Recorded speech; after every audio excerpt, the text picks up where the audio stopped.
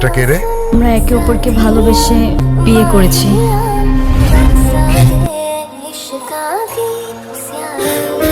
এই মাথা ঠিক আছে আপনার?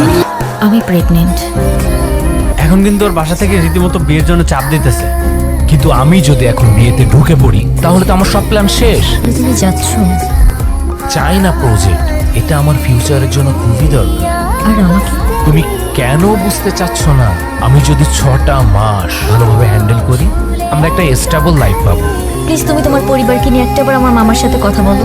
তুমি যা করে চায়না থেকে এসেই করো। আমার মামা, নানু ভাই সবাই রীতিমতো পাগল হয়ে যাচ্ছে বিয়ের জন্য। 4 দিন সময় দিয়েছে। আমি আর পারছি না রাফিজ। তুমি কেন বুঝতেছো না? সারাক্ষণ শুধু কান্নাকাটি করবা আর নিজেরটাই ভাববা। আমারটা ভাবতে শিখো।